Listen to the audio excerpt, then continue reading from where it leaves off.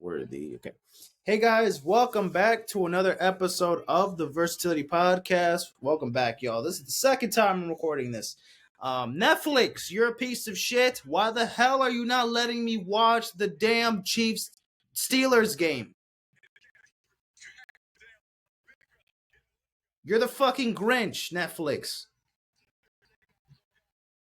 You bish. I'm watching this shit illegally on my goddamn phone. Thank you, Netflix. You pathetic assholes. All right, now that I got that out the way. Yeah. Oh, touchdown, Chiefs! Another touchdown. 12-0 Kansas City. Justin Watson touchdown. You see? I mean, how is it an illegal website on Google working better than on Netflix? I can't even watch the game on Netflix. I don't know why. I have it. I can watch shows. I can watch movies. But apparently I can't watch a fucking football game? What? Am I not invited? Am I not invited? Can I not watch it? I don't know. Fuck you, Netflix. I don't want to deal with you. I don't want to talk about you. Sorry. I had to get that off my mind. So we can now start with the episode now. So sports, obviously, football, basketball today. Merry Christmas, everybody. It's Christmas Day. Happy holidays. I hope you guys are enjoying your holidays with your family, friends, loved ones. Yeah, it's a special time of the year, obviously. We're only a week away from 2025. The midway point of the 2020s decade. Ladies and gentlemen, 2020s decade?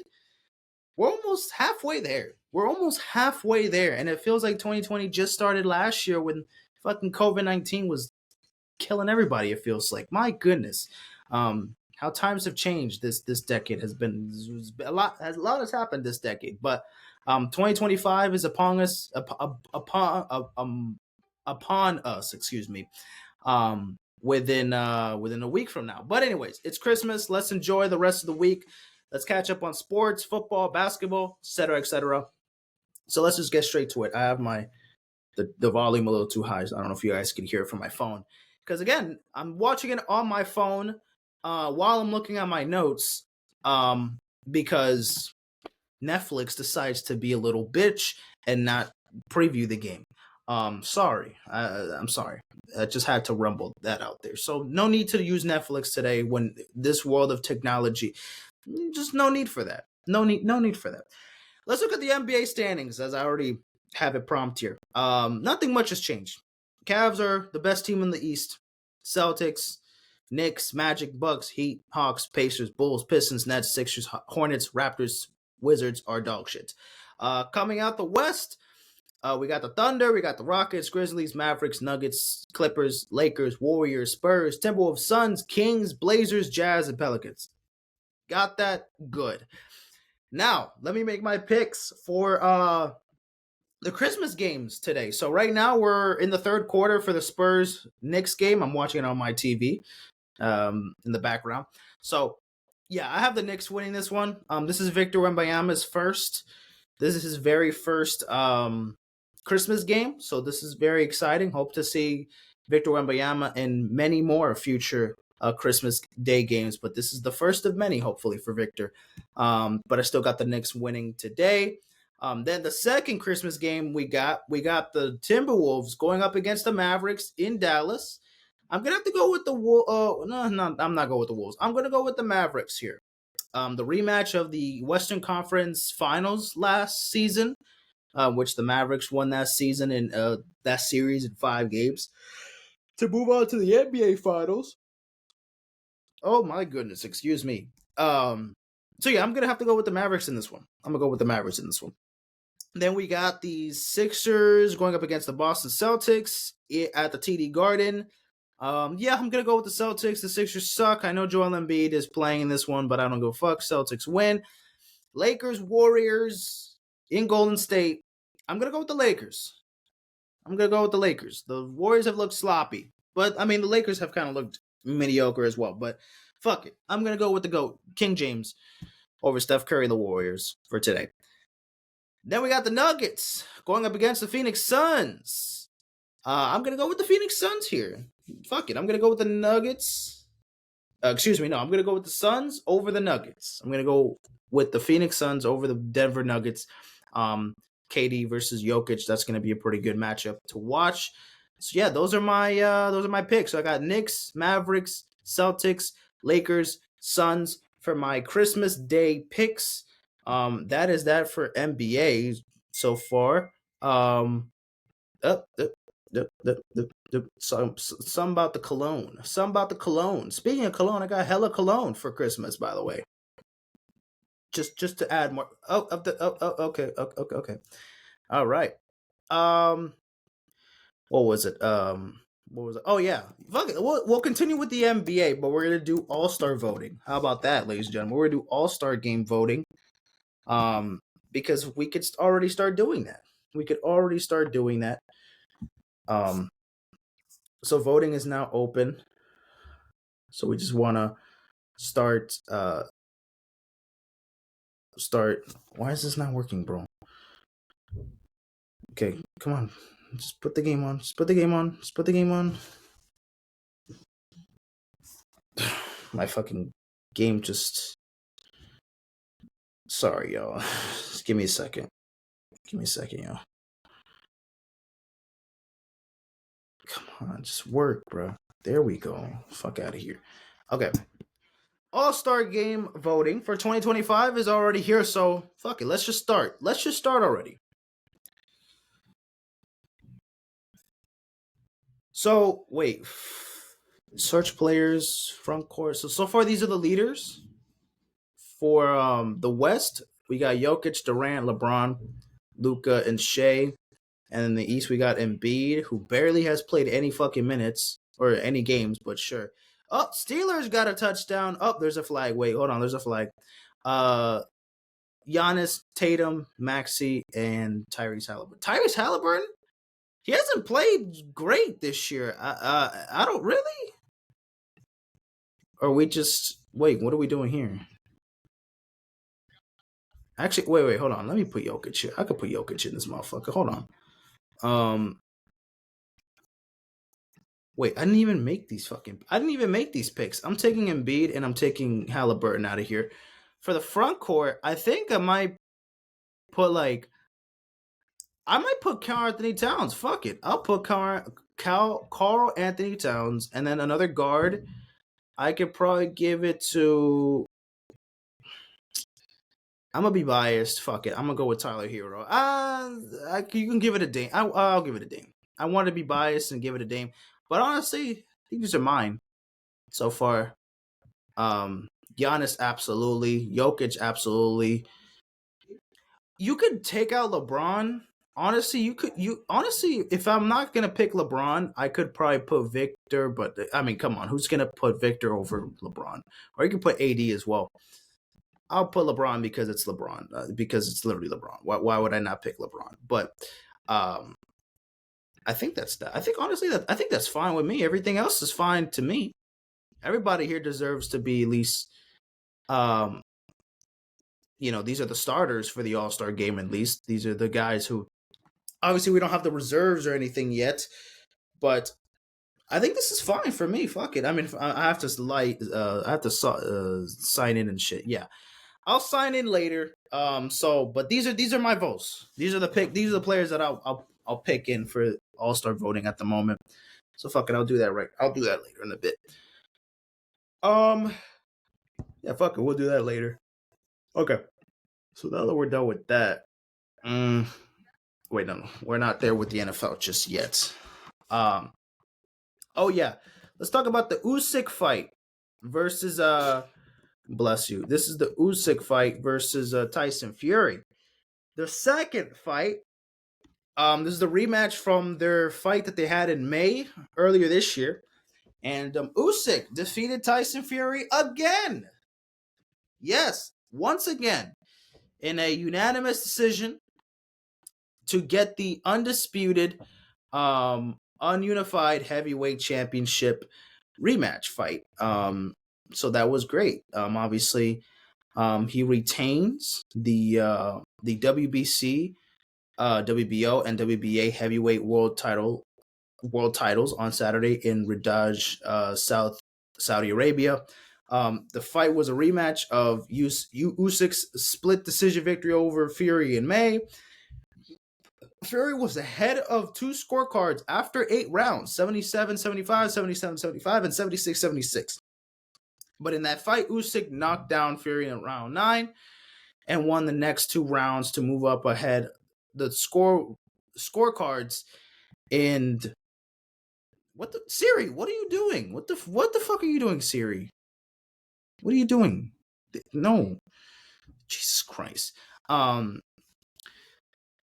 victory crowned Usyk the first undisputed heavyweight champion in the 4-belt era. So yeah, Usyk is the best heavyweight in the world right now. Still undefeated. And he is officially Tyson Fury's father. Fuck Tyson Fury, you're a bitch. Let's move on. Shout out to Usyk. He's a dog. Usyk is an absolute dog. Dangerous man. One of the most dangerous men on the planet. Absolute dog. Let's talk about Rickey Henderson, man. Unfortunately, he passed a couple days ago at the age of 65, I believe. 65, yes. Yeah, he apparently was suffering through what was it again? And let me see what happened to Rickey. What happened? We had a death. What happened? He Phenomia. Ah, man. Phenomia. Wait. How do you even pronounce this? Anomia? Anomia? Is that how you pronounce it? Yeah, it's oh man, I've heard about it. Yeah, but he died of that. It's basically like a symptom of like, it's like, how does it, it's cough short. It's like a sickness, a kind of sickness that he got and he passed from it. Oh man, that sucks, man. Rest in peace to Rickey Henderson, man. Legend in the sport of baseball. The king, the Man of Steel. Literally, he was nicknamed the Man of Steel. He played from 1979 to 2003. Wow, damn, he played a long ass. He played 24 years. 24 years in the major leagues. Played with the A's, played with the Dodgers, played with a bunch of teams. Let me see what other teams he played for. These are his accolades. I mean, he won the World Series twice. He won an MVP. He was a 10-time All-Star, a Gold Glove, an ALCS MVP, a 3-time Silver Slugger. I mean, stolen bases, dude. He has 1,406 career stolen bases. That is insane. 1,406 stolen bases. And in one season, he had like 130 stolen bases. Guys, let me see his stats here. Stolen bases, yes. In 1982, he had 130 stolen bases. In 1983, he had 108 stolen bases. It is peak. He had back-to-back. Like, this is insane. He won MVP in 89. Wait, what was the year he won MVP? What was the year he won MVP? Because there's different MVPs here. Oh, I think it was this one, 1990. Yeah, 1990 was the year that he won his first and only MVP, but he was in the race for many years. I mean, obviously with these stats here, obviously not much of a home run guy, but he would definitely get on base. And when he gets on base, you're not getting him out. You're not getting him out. He is going to score whether he had a base hit with 2 outs. You could have the same batter after 2 or 3 pitches. Rickey Henderson's already at third base. A bloop single gets him to first. And after 2 pitches to the next hitter, he's already in third base. And he just might steal home because he really doesn't give a fuck. Look at this. 130 fucking stolen bases in a year. Who does that now? No one does that shit. That's insanity. That's literally insanity. Who the fuck does that? I mean, still, he had how many did he have? 100 or more. He had 3 seasons where he had 100 or more stolen bases. He had 56, 66, 80, 87, 93, 77, 65, 58. Even in 1998, after having multiple seasons where he didn't kind of reach that peak of 60 or more, he had 66 in 1998. Um, obviously 2003, obviously in the later years, I mean, even in 2001, he had 25. Like, that's still very good.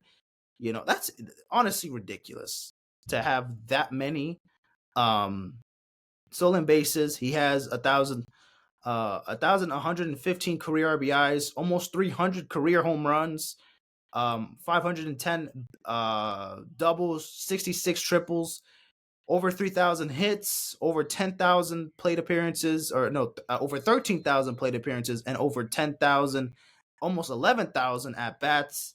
Yeah, I mean, this man is a fucking legend. Obviously, look at the accolades. And today is his birthday. He would have turned 66 years old today. But he is now in a better place. Rickey Henderson, absolute legend to the sport of baseball. I mean, who the fuck is ever going to? This is honestly one of the most unbreakable. That 130 stolen bases in in 1982, was it 1982, where he stole 130 bags? That was that season. Yeah, this is never gonna happen again. This is one of those records in all of sports that I generally believe, who is even gonna come close? Shohei Ohtani had a 50-50 year, and it was marvelous and beautiful, and I mean, literally some of the best baseball you probably have ever seen in your lifetime. And that wasn't even half of what this man was doing in 1982. That's ridiculous. That's fucking ridiculous. And I mean, even still, to almost have 300 home runs, even at that span, again, not a power hitter, but to have that many um, hits and to have that much combination of speed, I mean, the bro was just perfect to have on base, even if this man wasn't going to rake it out the park all the time. Like, phenomenal stuff. Man of Steel. Yes, there's Superman, but then you have Rickey Henderson. That is who we're talking about. Rickey Henderson, absolute legend. Rest in peace, man. Now we're moving on to Travis Hunter and this whole fucking situation. Look, at this point, I'm kind of sick and tired of hearing this, because this is literally none of our business. And nor do I really care for this to be in our business, because again, this is private information. So Travis Hunter, football star in college at Colorado, played for the Buffaloes, obviously for the past 2 years, coached by Coach Deion Prime Sanders, and obviously, now the newest member of the Heisman winner. He won the Heisman a couple weeks ago, and obviously that was a huge story. But unfortunately, it's getting overlooked because of his fiance, of his biggest fan, of his supporter, I would say, of the woman that he's getting married to anytime next year at some point. Yeah. What is going on with this? So a couple days ago, a day ago here, it says Travis Hunter decided to deactivate his Instagram after a bunch of controversy with his fiance Lene. There's been multiple like videos and video evidence of Travis's fiance.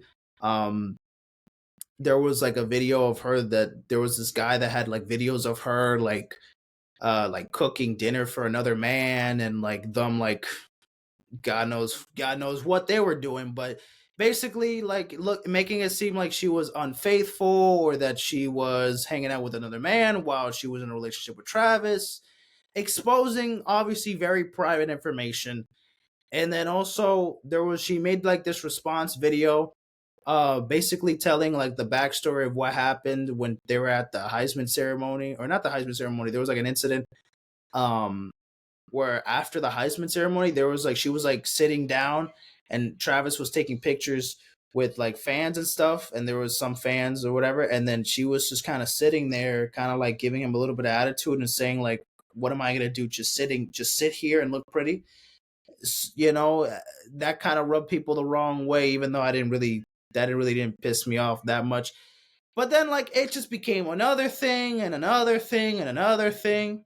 And then another big thing was that in that response video that she made like a week ago or so, she mentioned something about like that she used to go to parties and that Travis would wait in the car for hours outside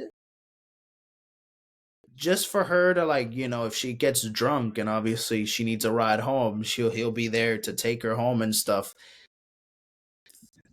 Like, I didn't need to know that. No one needed to know that. And now that we know that this information exists, now we're a lot of people have been in defense for Travis and has been like, yo, Travis, you need to leave this woman. This woman is not doing any favors for you. What is this woman doing you? Exposing secrets and shit, the stories that no one needs to know about. So it's not looking good for Travis. And obviously Travis, was also on a Twitch stream, I believe. He was streaming and he was also talking to like, people that were just constantly harassing him about his fiance, and he was obviously defending her and being like, yo, like y'all don't know about our life and our situation, like leave us the fuck alone, like go get a life, go get a girl, leave us alone, like relax, like fuck off, like relax. And so obviously he's very adamant and very of support and is infatuated with his fiance, which as he should be. But obviously, people online and on the internet are saying, she's not the one for you, dog. She's not the one for you. You're gonna have to find somebody. And like at first I thought people were just being, you know, they just want to stir up shit, just want to stir up drama, want to cause problems, and they just want to be in everybody's fucking grill. They want to be on everybody's business. So as I expected, I was like, oh, of course Travis is gonna have people harassing him about his fiance because she used to do this in the past, and like, oh, like she can't fucking change. Like, oh man, she used to go to parties and get fucked up, and then you had to pick her up and shit. Like she, like apparently that's still her now, and she had to have been the same person that she was 2-3 years ago, because god forbid she used to fucking be dumb and immature, and now that she has a future husband, oh no, now that this is all coming for tuition, she's the enemy and this and that. um but it's just too many things that I feel like it's, again, I don't need to know about this. No one needs to know about this, literally. And I think it's just it's tiresome for Travis. Like obviously I understand deactivating his Instagram and shit. Good for him, because he does not need to give a shit about what people say about his own relationship with his own fiance, because guess what? That is his woman for his life, as what he is expecting for it to be. That's gonna be the woman of the lady of his life, right? His future wife. So he does not need to give a shit about what people have to say, whether they think they're a good match or whether they're not good for each other. But at this point, for me, I'm kind of tempted to think, yeah, I didn't give a fuck. This is none of my business. I shouldn't care about this at all. But at the same time, I think it's very weird that she ended up just exposing random shit. Like, for what reason did she have to tell us about the whole, he would wait hours outside in the car waiting for you to, leave the party, like just to be a ride. Like he wouldn't go home and then pick you up. No, he would just wait outside. And obviously people making it seem like, oh bro, she was getting down and dirty and you were just waiting outside and you didn't even know it. People are just assuming shit, and obviously that got to his head. And obviously, like, social media, they just want to tear this fucking man down the fucking, like, and it's just too much going on, bro.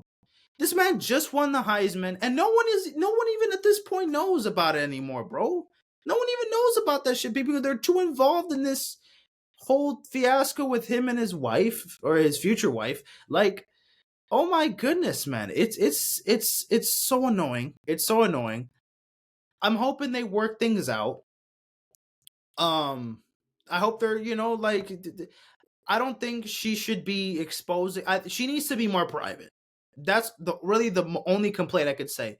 Yes, whatever. She was this devious woman in the past or whatever.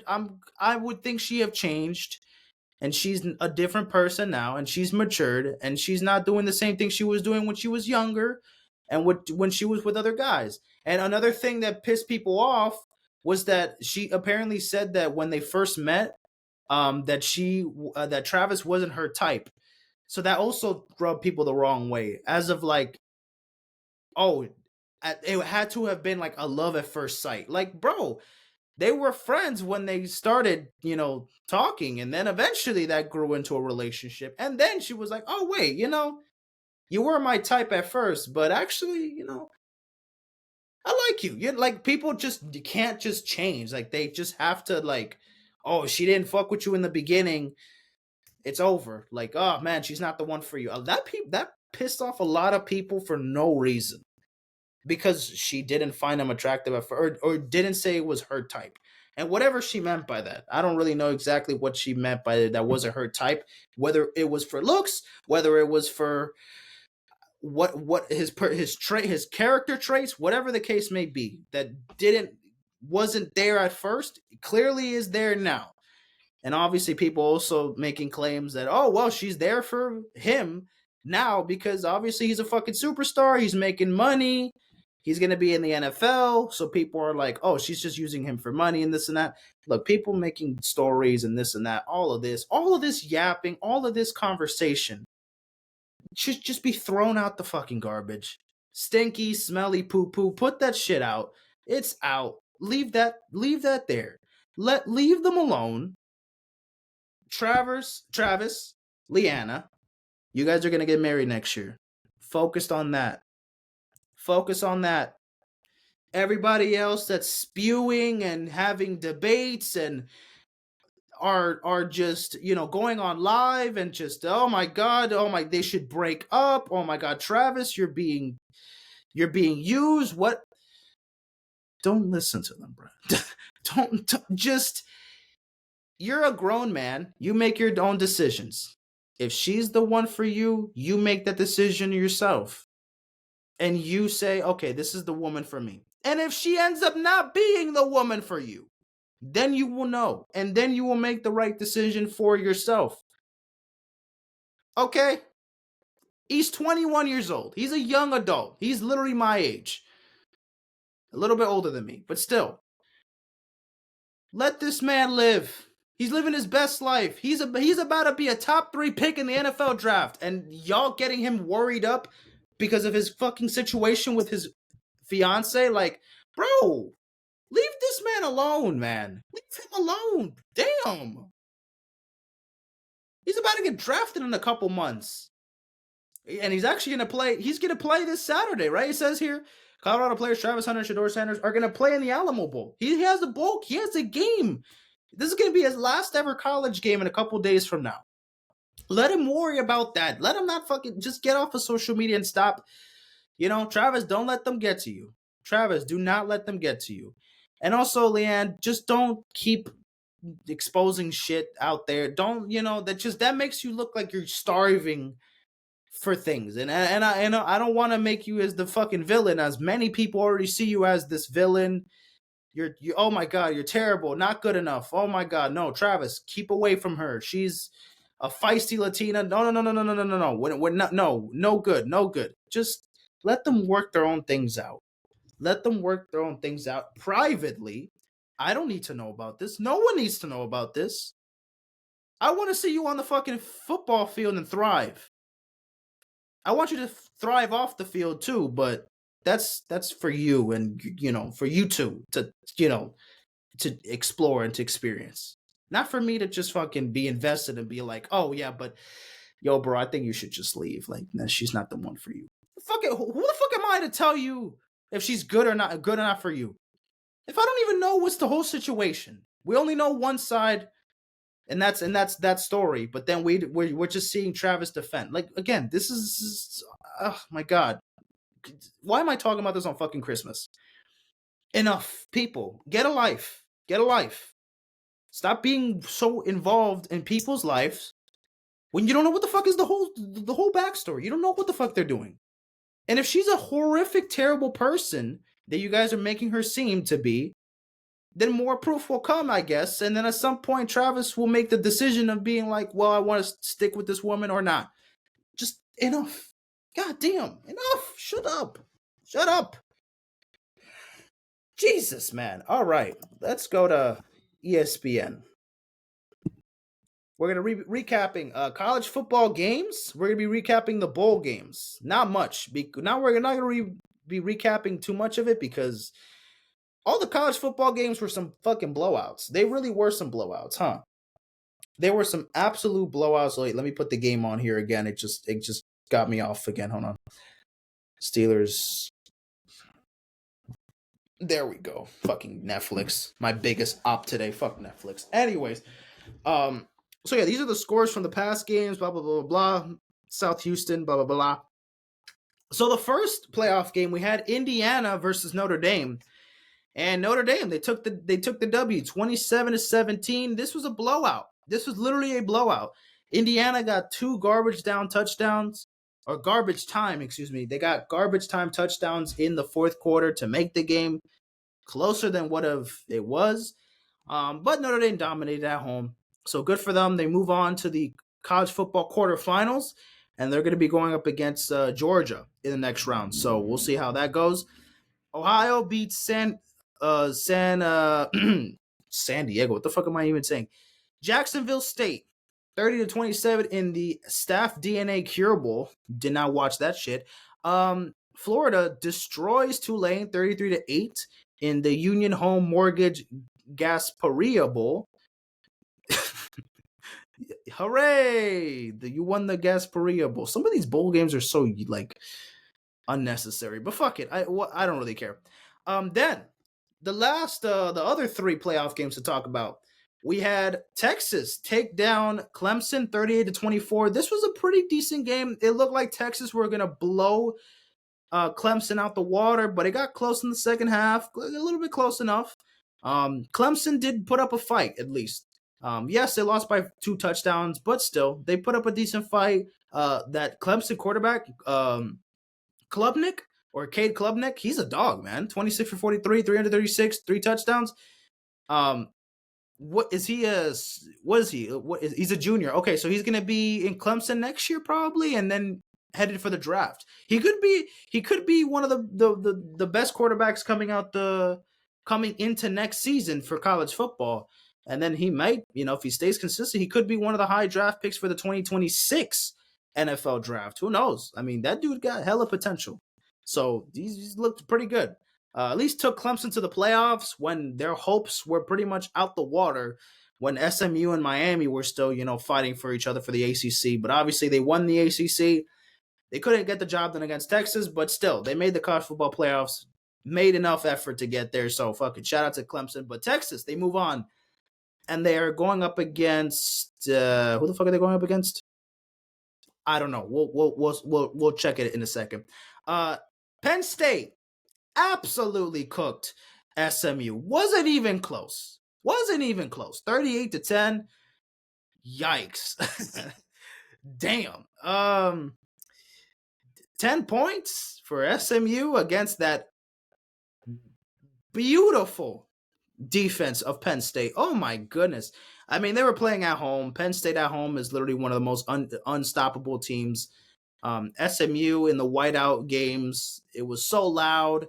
The crowd literally affected SMU. Like they had to call a timeout just because they couldn't hear. They just couldn't hear what was going on from the coach and from the players. So definitely got into SMU's head as they got belt to ass destroyed. SMU, congratulations. You made it far. You made it to the college football playoffs. The fact that you guys even made it here is impressive enough. So I'm not going to shit you guys for that, even though I'm a little salty that you guys had technically the better season over than Miami. But either or, we're not in the college football playoffs. And who knows? We probably could have been one of the other victims that could have got blown out. Speaking of another blowout, Tennessee got also blown out by Ohio State, 42-17. God damn, all of the games were blowouts. Jesus, a lot of people were complaining too. They were like, "Oh, all these games are fucking blowouts. They're not even close. This is the worst college football playoffs ever." Yeah, there were not close games. I will say a lot of the games weren't fun to watch, unless obviously you were the home team, because all the home teams won. Obviously, Penn State, Ohio State, Texas, Notre Dame. But um, I mean, it's the first round of the playoffs. These are the top. These are the top. Like the quarterfinals start. I feel like that's when you're gonna get better games. It's the first round. The first round is gonna have some teams that are clearly like levels above other teams. Like the teams that barely got here, the 10 seed, the 12 seed, the 11 seed, those teams that just barely got here and got a chance, and they're on the road going up against another strong team, you know, in the middle of the pack teams that obviously didn't get the bye, but still Texas, they're national championship worthy contenders. Ohio State are national championship contenders. Penn State even like it feels weird because like Clemson was never there, SMU was never there, Tennessee not really, and then Indiana, like no.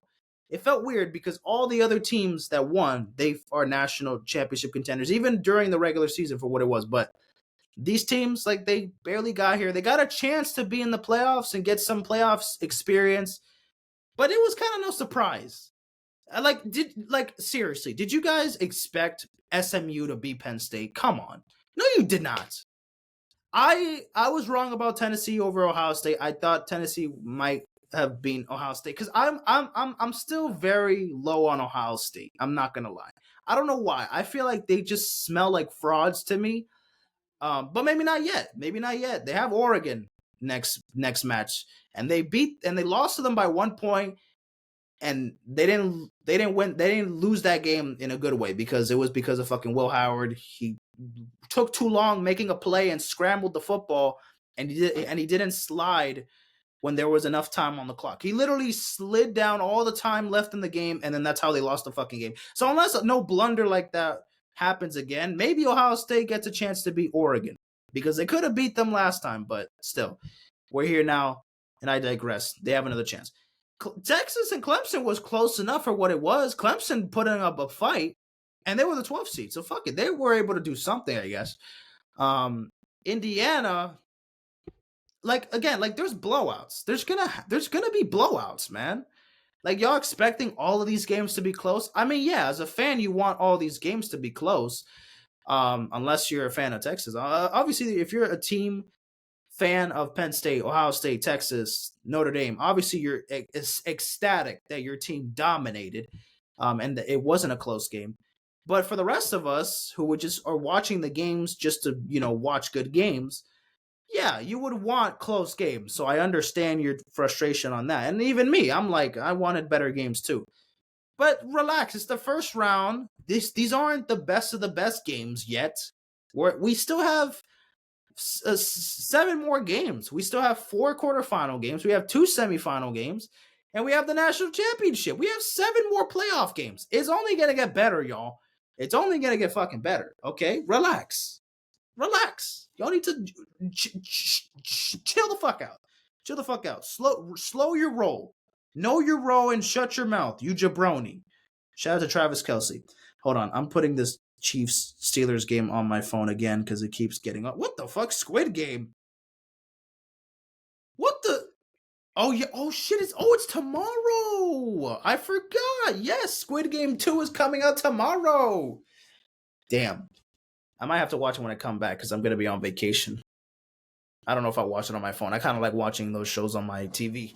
Anyways, yeah. So we move on to that. Oh, we also have the FCS championship playoffs. I mean, we have the semifinals. North Dakota State beating up South Dakota State. We got Montana State undefeated, 15-0. Wow.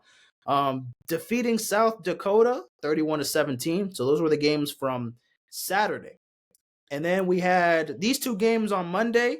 UTSA defeating Coastal Carolina 44-15. My goodness. And that was garbage time they got those 15 points.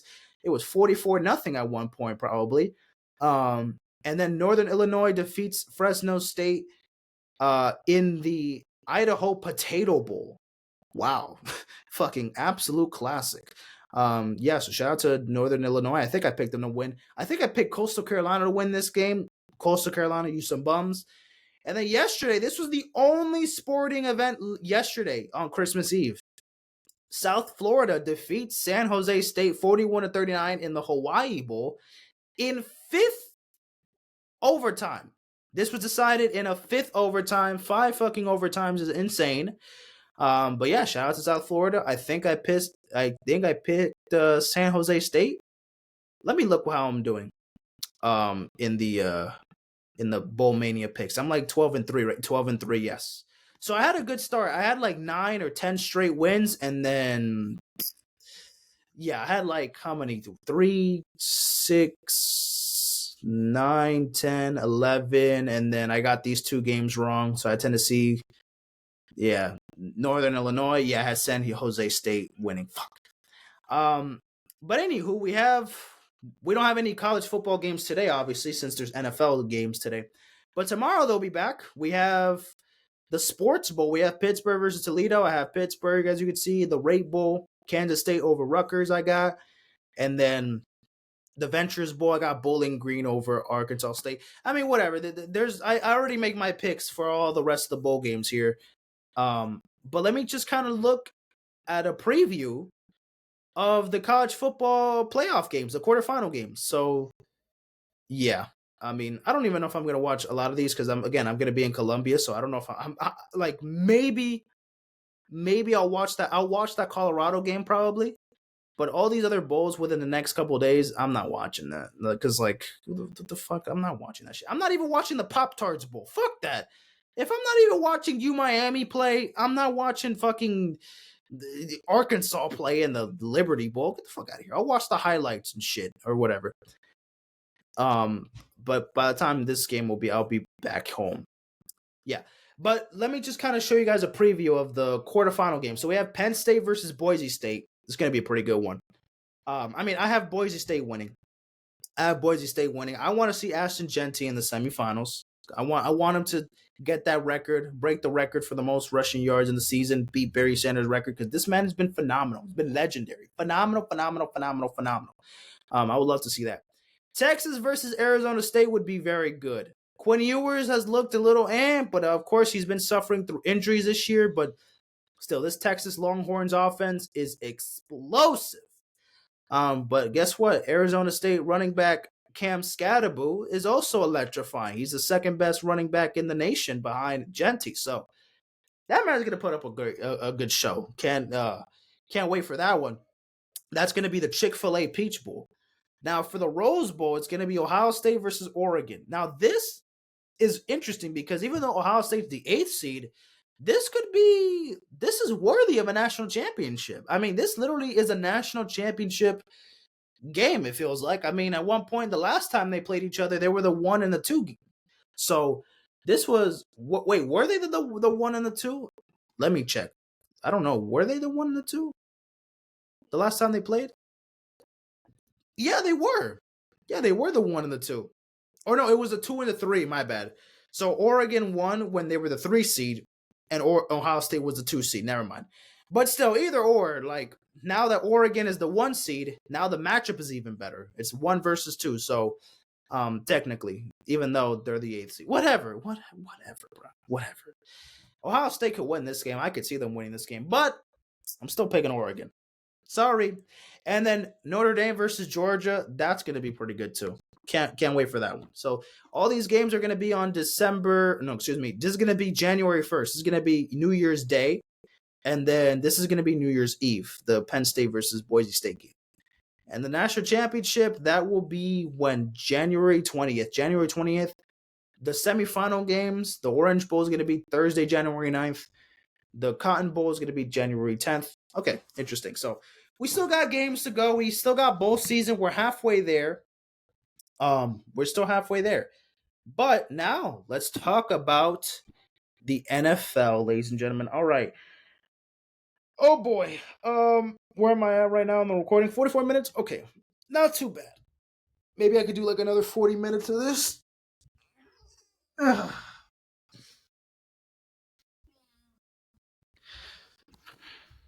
My brother is so fucking weird. Anyway, all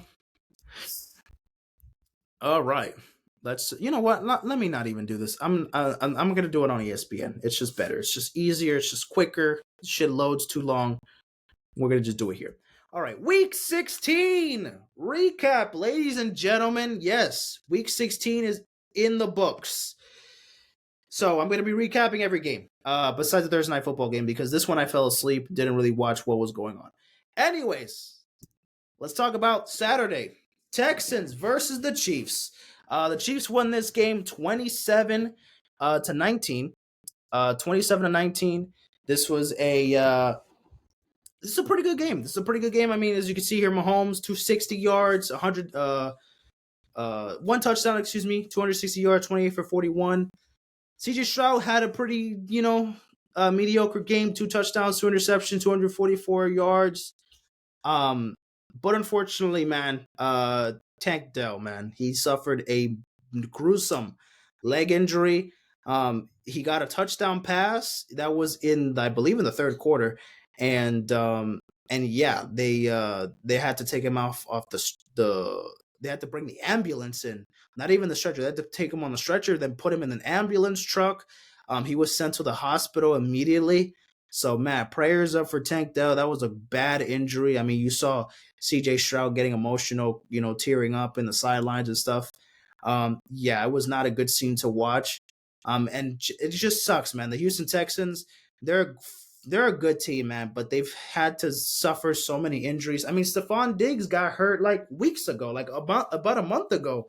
His season ended, and I mean, yeah, now Tank Dell, like now the offense is getting a lot more limited. Now it's going to be Nico Collins and everybody else. So obviously, Houston is heading into the postseason very weak, very fragile. And right now they're not in the best position. I mean, they already clinched the division. They already clinched the playoff spot. So they're good. They can lose the next 2 games. That really doesn't matter much. But entering the playoffs, what is Houston going to do? Their season might be done. I mean, CJ Stroud hasn't had the season as he had last year in his rookie year, but I still think, he could probably make some changes, work around if the defense can step up. I think the defense could also, get them some wins in the playoffs maybe. But they have to have some good momentum entering the playoffs, because I don't think losing the last 2 games of the season and then entering wild card of the week with having to be the 4th, the 3 seed, since they won the division, they're going to be a top 4 team in the AFC. But still, if they're the 3rd seed, they have to play the 6th seed, Chargers or Broncos, whether they're the 3 or the 4th seed. Like, it's going to be tough, man, to see how the Texans could end their season, especially in the playoffs, but we'll have to wait and see how that goes. For the Chiefs, 14-1, undefeated at home. The offense looks good. Xavier Worthy got a touchdown, 7 receptions, 65 yards, a touchdown. Kareem Hunt got a touchdown, 11 carries, 55 yards. The Chiefs are chiefing. They're the Chiefs. What do you want me to say? They're Super Bowl contenders. They're the best team in football. They may not play the prettiest of football of games, and they still win. They still win. And the defense is phenomenal. Did you just got that? Keep that in mind too. Yeah. Can't forget that. All right. Well, that was that. Chiefs get the win over the Texans on Saturday. Now, for the last Saturday game, we also got the Ravens. We got the Ravens taking down the Pittsburgh Steelers 34-17. Ladies and gentlemen, the Baltimore Ravens have officially clinched a playoff spot with a win over the Pittsburgh Steelers, 34-17 win. Pittsburgh, not the best game offensively, and clearly you could see it. They were missing George Pickens, so George Pickens wasn't playing in this game, and they clearly were missing him in this game because he makes such a big impact on the offense. And without him, they looked like a deer in headlights. They looked kind of lost out there. Russell Wilson, this may have been one of his worst outings as a Pittsburgh Steeler this season. Back-to-back games where Russell Wilson hasn't looked great. He's looked good this season, but last 2 games he's looked kind of rough. That fumble was not it. That pick 6 was certainly not good. For Pittsburgh, and the Baltimore Ravens defense cooked. They cooked. They put up a masterclass. And also, Lamar motherfucking Jackson, 3 touchdowns, 207 yards, 15 for 23. This was the first interception of the season that Lamar had that wasn't off of a receiver's hands. And yeah, it was not a good interception for Lamar. But it took him 16 weeks, 16 games for him to throw a pick that was definitely his fault. But clearly, it didn't cost them anything. You know, they still won the game by double digits. They won by 17 points. So obviously, Lamar MVP, or is it still Josh Allen? I don't know. If you ask me, I mean, these last 2 games are going to be very important to distinguish. I mean, we have to literally wait until week 18 to see if Lamar or Josh Allen could take it. I mean, we got 2 more games. I mean, obviously, Lamar maybe has better stats statistically than Josh Allen, but Josh Allen has the wins, and also I feel like he's more value. He's the most valuable player on the team. Don't get me wrong, Lamar is the best player on that Baltimore Ravens team without a doubt. But when you have Derrick Henry and you have other pieces on offense, it does make you a little bit, not less valuable, because still you're the quarterback of the team. You are the guy. But it just makes things a little bit easier. So I guess comparing that case with Josh Allen, he lost Stephon Diggs, he lost Gabe Davis, he lost a bunch of key players in the offseason. So it kind of felt like the Bills were kind of stuck and they weren't really going to make much changes, and they weren't going to be this phenomenal football team. We thought they were going to slow down a bit. Nope. Josh Allen is literally playing his best football now and cutting down the turnovers. So he's in the MVP conversation, and if not, maybe win the MVP for the first time. But Lamar, I mean, he's in contention again. This could be his 3rd MVP by the end of this season. Who knows? We will have to wait and see. But the Ravens get a win over the Steelers, 34-17. So those were the games on Saturday, excuse me. Now let's talk about the games on Sunday. I guess we can start off with this one. Eagles Commanders. Oh, Lord. Oh, this one hurt. Oh, can y'all see me? It is dark as hell in here, bro. Y'all could see me. It is dark as fucking here. Anyways, yeah.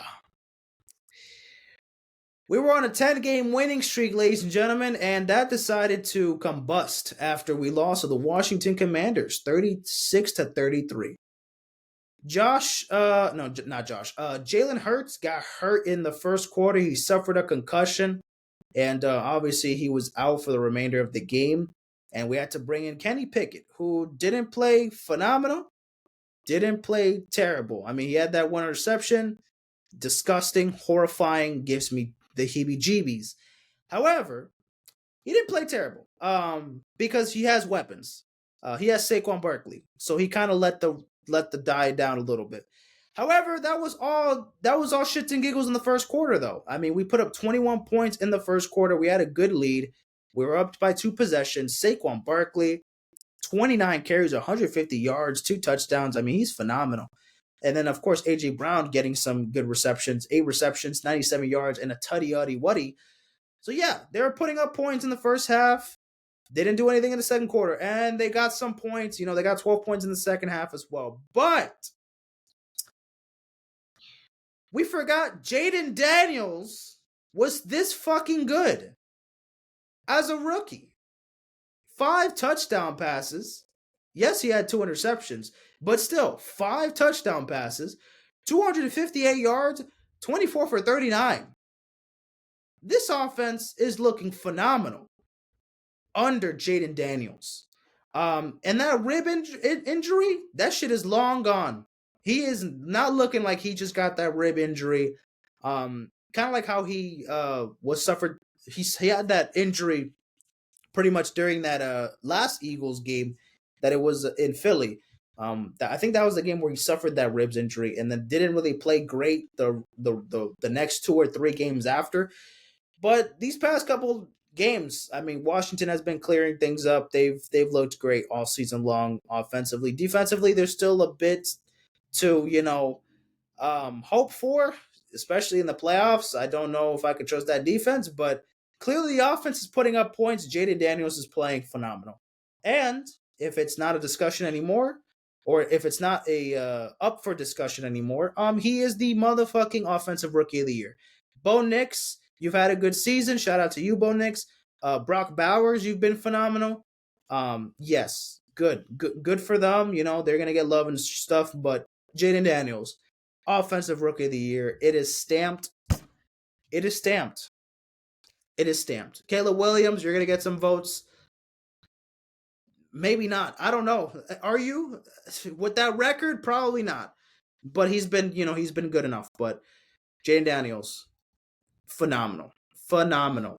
He once again delivered a clutch drive that gave the Washington Commanders a late touchdown with 6 seconds left on the clock in the fourth quarter. So again, Jaden Daniels delivered 2 game-winning drives. I mean, my goodness. I mean, this man already has a fucking Hail Mary walk-off in his bag. So this felt like a breeze. Especially against a divisional opponent in the Philadelphia Eagles. Obviously, the last time they played the Eagles, it wasn't a pretty game, especially he suffered that rib injury. And the defense for the Eagles, what the fuck happened? What happened, especially in that second half, especially in the fourth quarter? I mean, our Eagles defense has been one of the better units in the entire NFL. It's been great all season long. And in the fourth quarter, we couldn't stop a fucking nosebleed. We made some good plays, in adjustments. In the first half, we were playing pretty good. We forced them to get a couple turnovers, this and that. But still, the fourth quarter, they just woke up. They just woke up and they absolutely took this game back to their own hands. I mean, we blew I think it was like a 27-14 lead or something like that. I don't know. I think it was like a 27-14 game or some shit like that. Yeah, we blew a 22-point lead. That's embarrassing, man. That sucks. That fucking sucks, especially with a defense that hasn't allowed 30 points in a while. Again, with the defense, it's been super good. The defense did not play great in this game for the most part, or at least not up to the standards that they have been playing all season long. Without Jalen Hurts, the identity of the offense looked a little off.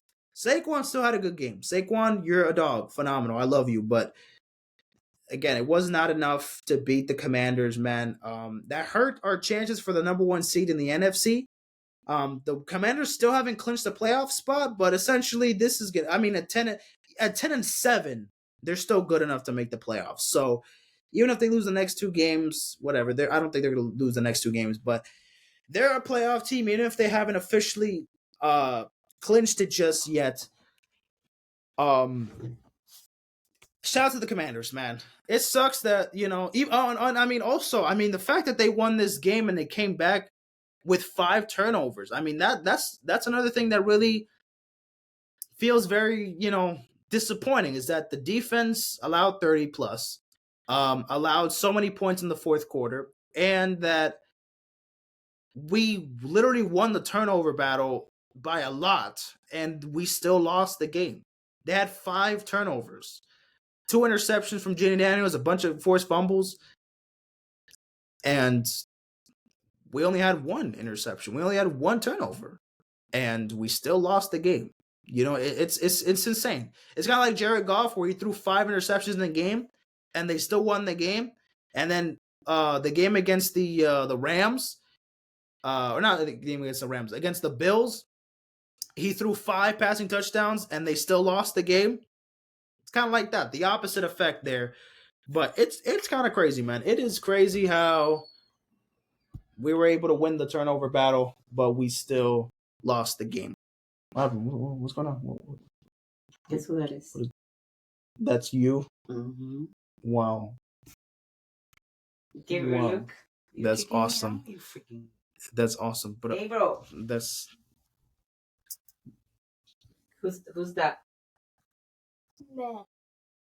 No, it's me when I was little. Okay, well, anyways, we're going to move on. All right.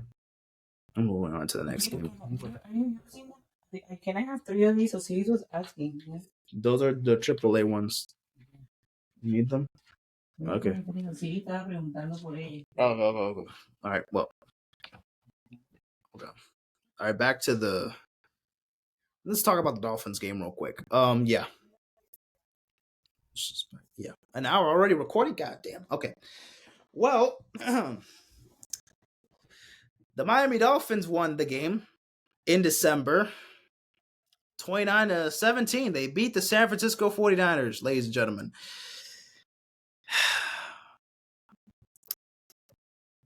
The fucking 49ers, man, I feel so bad for them. I'm just kidding. Fuck the 49ers. I don't care. I could give a damn about the damn 49ers. Fuck the 49ers. Hey, fuck the 49ers. I'm glad they're not going to be in the playoffs this year. Oh my God. As an Eagles fan, I am so glad I do not have to deal or have to even have to just breathe the playoffs worrying about the San Francisco 49ers. I'm glad that this postseason, whether we get the first round bye or not, the Eagles do not have to worry about encountering the San Francisco 49ers. I am so happy. I am so glad that we don't have to deal with the 49ers. So, fuck you, 49ers. But also, I mean, obviously, a bunch of injuries. Brock Purdy hasn't looked great. That's been the whole season. Injuries. McCaffrey played like 2 games and then got hurt again. Injuries,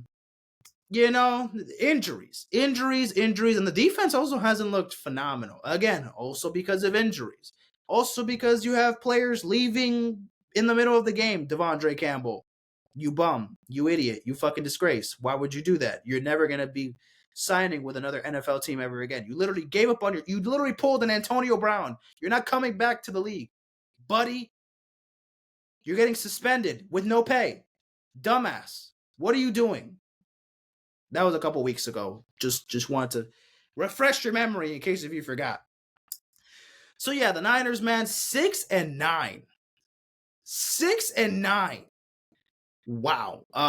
The year after, they just made the Super Bowl. They were close to beating the Chiefs in the Super Bowl. Now suffering 6-9. Oh my God, that's a brutal way. I mean, it's insane, right? Like they're literally unstoppable. They were like the god of the NFC last year, and they were close to being the Chiefs in the Super Bowl. And now, with a bunch of injuries and with players not playing their best football, they're 6-9, and they're one of the worst teams in the NFC.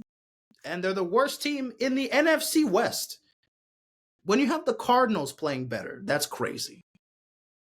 That's crazy. And we'll talk about the Cardinals in a little bit. Where are you going? Oh, okay. Well, you just go find something else to do. Then we'll do the picks later. I'll call you up for the picks. Yeah, we'll call you up for the picks. I'm calling back like in 10 minutes. To 15 minutes. Okay. But yeah. Bro, I'm gonna turn on this fucking light. I don't know why it feels so dark in here, dude. Oh, shit.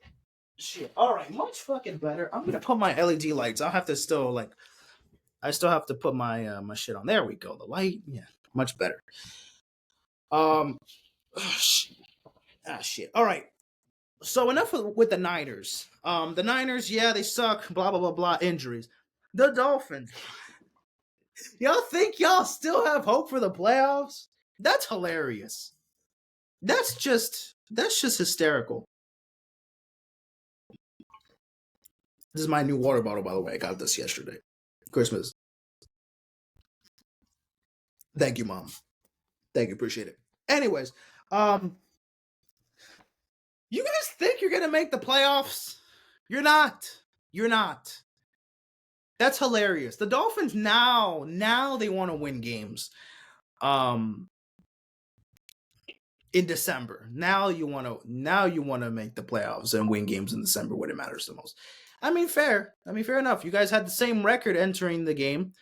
Now you guys are 1 game better than the 49ers. I mean, if last season, if I were to tell you that the Dolphins had a better record than the Niners, I would have been ecstatic. But this season, that doesn't fucking matter much at all. Because you guys are not making the playoffs. It's over. The season's over. I removed the poster for a reason. Okay? Next week, this week, later on this week in Cleveland, you guys are getting cooked. Whether you win that game, maybe, because don't forget, they're gonna be playing in Cleveland in the cold. Yes, you were able to win the game because you were at home, and the Niners were ass. So good enough. Good job that the Dolphins were able to win this game. Cool. You're gonna play Cleveland in Cleveland. You're gonna play the Jets in New York. And I don't care that the Jets or the Browns suck. You can still lose those games because you can't even beat up good teams in general. And I don't even have trust that you can beat bad teams in bad weather or in very cold weather. Absolutely not. So yes, you survive another week, Miami Dolphins, but your season is over. It's just a matter of time. But I'm excited for next season. I'm excited for next season as a Miami Dolphin fan. I am already set for next season. This season is cooked. It's over. I don't give a shit about this season. It's over. Let's go Browns. End the Dolphin season next week. Whatever. We'll see. All right, we're just going to have to speed run through some of these games because I don't even feel like talking about all these fucking games. But anyways, the Falcons, they defeat the Giants 34-7. Michael Penix Jr. makes his NFL debut. 18 for 27, 202 yards, interception. Didn't play terrible. For his first game, obviously that interception was, iffy. But the Falcons dominated. The Giants are dog shit ass booty hole juice.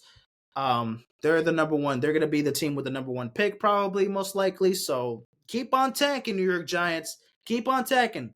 I'm really hoping y'all do not get Cam Ward because that's the only guy I don't want y'all to go there. But you guys suck balls. While the Falcons, they're right now first in the NFC South. So they've taken that division spot right now over the Buccaneers. So if they keep on winning, they could take that division anytime soon. So Buccaneers, Falcons is going to be battle to the end to see who wins that division and to clinch a playoff berth as well. Next, we got the Lions taking care of business against the Chicago Bears 34-17. The Bears dominated as you expected. The Bears defense not great right now. The Bears offense also did not look phenomenal, even though Caleb Williams looked pretty good. 26 for 40, 334 yards, 2 touchdowns. But Jared Goff did better. 23-32, 336 yards, 3 touchdowns. The Lions were toying around with the Bears.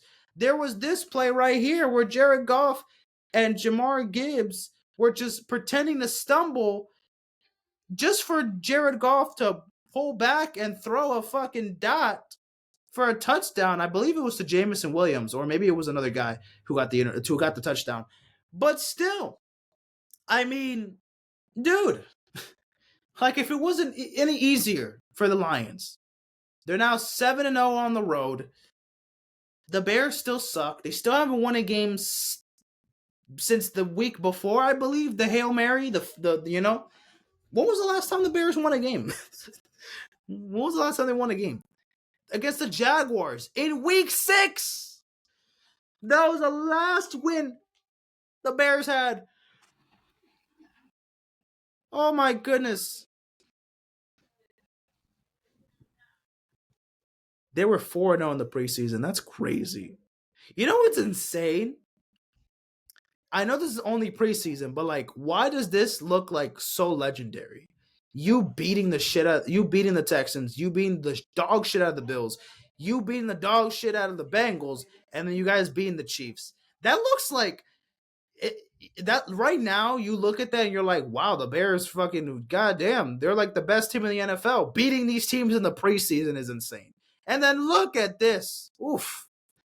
Oh my God. You lost to the Cardinals, the Patriots, the Niners. The Niners who are not even good this year, bro. They beat the Rams? What the fuck? I forgot they even beat the Rams this year. What the hell, man? That was their most confusing win of the season, I guess. Them beating the Rams. Was that the Sunday Night Football game? Was it Sunday Night Football? Was that Sunday Night Football? No, never mind. It was not. It was not Sunday football. What am I talking about? I think it was another. No, it was the. It was that. I think it was that Texans game. That it was Sunday football. Anyways, what am I talking about? The fucking Chicago Bears. They suck balls. Detroit Lions, dominating win. They're still on pace to get the number one seed in the NFC and the first round bye. But they got another team that they got to worry about because they're also on their fucking ass in that division. Next, we got the Cincinnati Bengals taking care of business against the Cleveland Browns. The Cleveland Browns. 24-6, the Bengals dominate against the Cleveland Browns. They suck balls. The Browns suck. They suck. DTR, you're not good. 20 for 34. 157 yards, 2 touchdowns. Psych. That was 2 interceptions, as I meant to say. They suck. They suck, bro. They fucking suck. What do you expect? They fucking suck. No, thank you. While the Bengals, they keep their playoff hopes alive. They're 7-8. They keep their playoff hopes alive for another week. They have to win out, and they need a lot of help. They need a lot of help to potentially make this playoff run, to make this playoff push, because yikes, it's looking pretty rough out here for Cincinnati. Yes, they could win out. It's very possible, but still, I'm having a hard time believing that it's really gonna happen. I mean, I would love to see the Bengals in the playoffs because of that offense.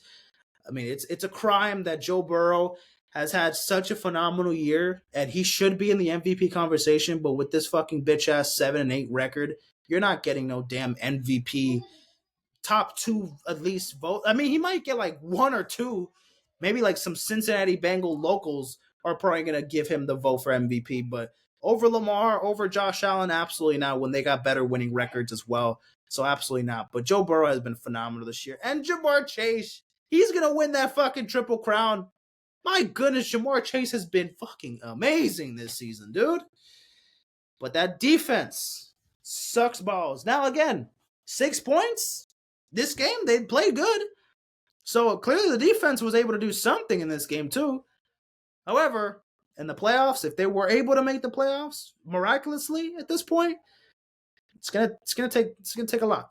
It's gonna take a lot. So I don't know what would happen. It's officially the second half now for the Chiefs Steelers game now. It's 13-7 Chiefs. As you can see it there in the corner. Anywho, Bengals keep their playoff hopes alive. This game now, the Texans. I literally always get the Titans and why do I always see the Titans and say the Texans? It's so stupid. I'm sorry. The Titans. They lose to the Tennessee. Oh my goodness, the Tennessee Titans. They lose to the Indianapolis Colts, 38-30.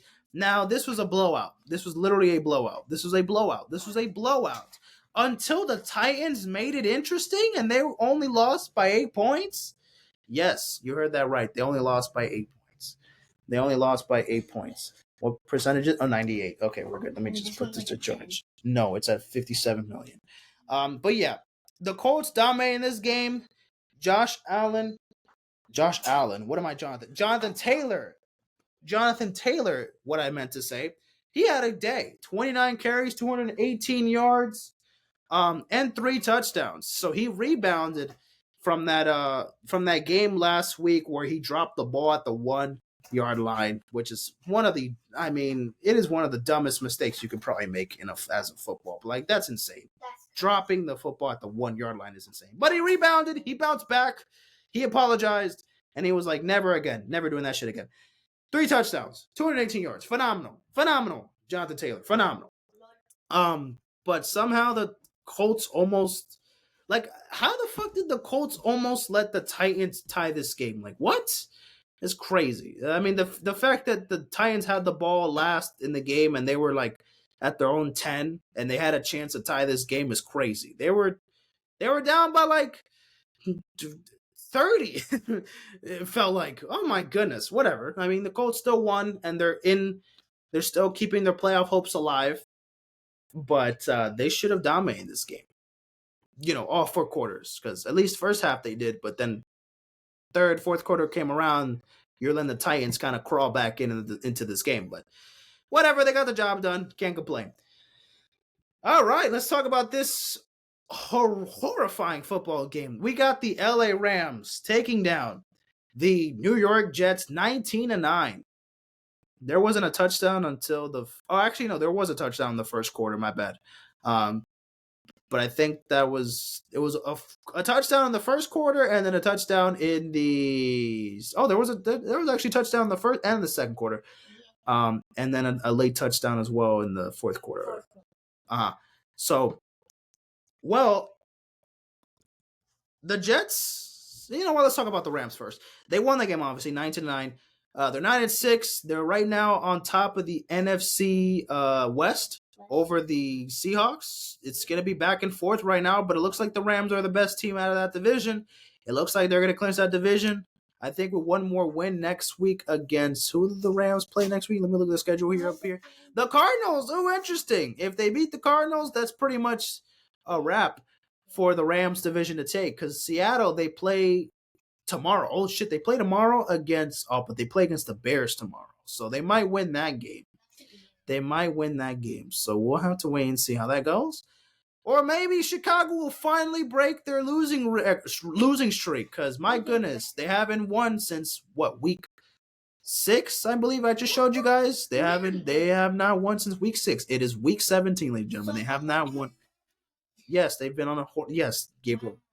Ever since Jaden Daniels did that Hail Mary, they've lost every game since.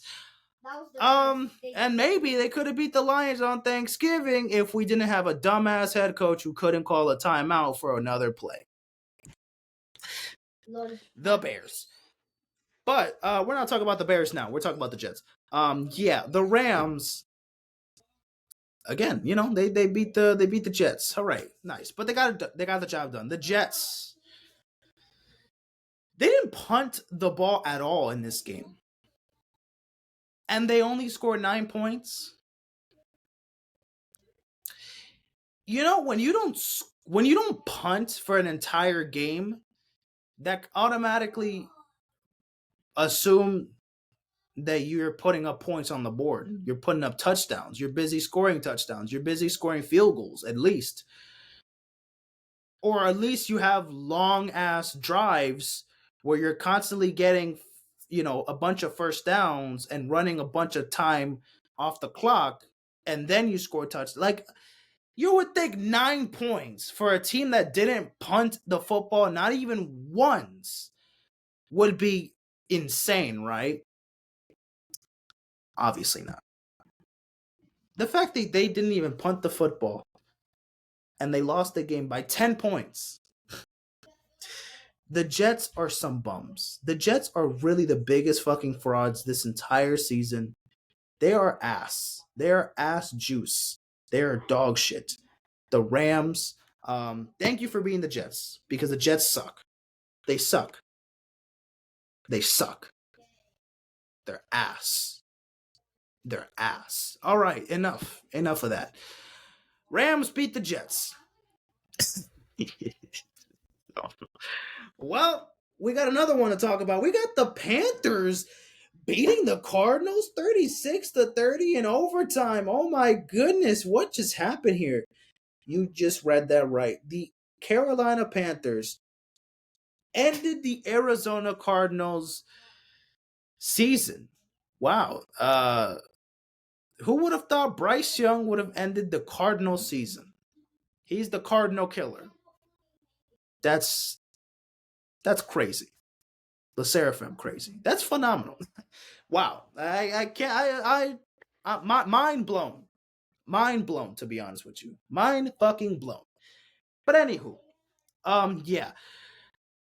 Good job. I mean, fucking the Panthers. They actually have some life. They're showing that they have some fight in them this season. I mean, yes, they had a rough start to the season, brutal start. But ever since Bryce Young got benched, the Panthers have kind of, when he got benched and then Andy Dalton had a couple bad games or whatever, and then eventually he came back as a starter. and they put him back as a starter. He regained his confidence again, and he's been playing pretty good. Yes, they've lost a bunch of close games, but they won this one, and they ended the Cardinals season. Cardinals injuries, a bunch of players on offense didn't do much. Terry McBride getting a bunch of yards, but not getting touchdowns. Marvin Harrison Jr. not getting enough targets, but also not really being that productive. James Conner got hurt in this game, even though he scored a touchdown. Kyler Murray scrambling for his life. They put up 30 points, and it still wasn't enough to beat the fucking Panthers. Lord. But the Cardinals is always next year. So I'm sorry that you guys got eliminated by the Panthers. That's kind of hilarious, but it is what it is. Panthers, next year, they actually might be competent. Now, are they a playoff team? No. But still, the Panthers actually have some, like, hope and, like, there's some I don't know, there's some brightness to it. Last year, it was just pure misery. This year, keep relax. There's something to look forward to next year with Bryce Young, and I think also it's just himself, because every time he's on the field, he's always smiling and shit.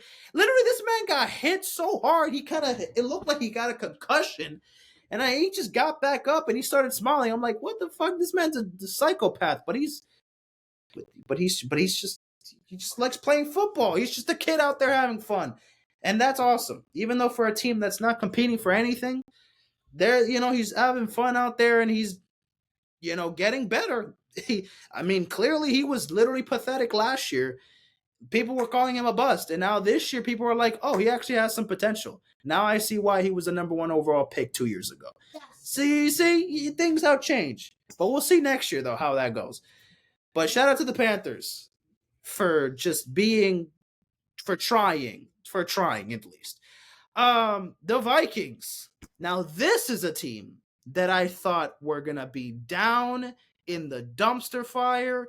And here they are, 13-2, beating the Seattle Seahawks 27-24. The Seahawks, they still have a chance to make the playoffs, but their playoff chances are slimmering. They have to go up against the Bears, which fair. They could get a win there. But then I think they end their season going up against the Rams, and that's going to be for the division. So let's pray that the Seahawks win and the Rams lose, so that they go to Week 18, go up against each other, and see who wins that game. And then that's for the division, for the NFC West. So Seahawks, you're still in this motherfucker, but just, you just got to be careful and get some wins, because you can't be losing these close games now, because you love losing close games. The Vikings, 13-2. Wow, I am sorry. I do not know ball. Sam Darnold, of all people, has been good this year. 22 for 35, 246 yards, 3 touchdowns. Look, I thought this was just going to be a thing where, okay, they were good in September and maybe they'll be good in October. They've been good all season long. So are they gonna do something in the playoffs? I would think so, maybe. I don't know if I would trust them right now in the playoffs, but I think I should, because I keep doubting them, because I don't really believe in them that much. But I guess I should believe. What is there not to believe? They have the best wide receiver in the NFL, and they have a great second option in Jordan Addison. They have a defense that is actually competent, and they have a quarterback who doesn't really turn the ball over and is not seeing ghosts. Remember Sam Darnold when he was with the Jets, and he was seeing ghosts? No, I'm sorry, man. I'm convinced the Jets is accursed. I'm convinced that the Jets is a curse, because Sam Darnold looked terrible over there. I'm sorry to Zach Wilson, because he sucked in New York. And even though he hasn't played since, because he's the backup for Bo Nix, whatever. Still, I can't put too much on Bo Nix. I can't put too much on Zach Wilson there, because he played for the New York Jets. They make Aaron Rodgers look like dog shit. Yeah. A future first ballot Hall of Famer who's won 4 MVPs and won a Super Bowl. They're making him look like dog shit.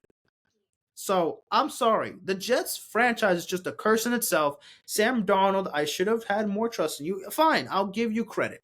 So shout out to Sam Darnold. The Vikings are looking great. They're looking great. And they're on that Lions ass. If they beat the who do they play this week? They play the Packers. Oh shit, that's gonna be a tough game. They play the Packers this week, so they could win. It's gonna be in Minnesota, and it's gonna be interesting. But if they both win, if the Lions and the Vikings both win, week 17, then they go up against each other in week 18, and that's gonna be for the number 1 seed and for the division. So a lot at stake for the for week 18 if they both end up just getting their wins in week 17.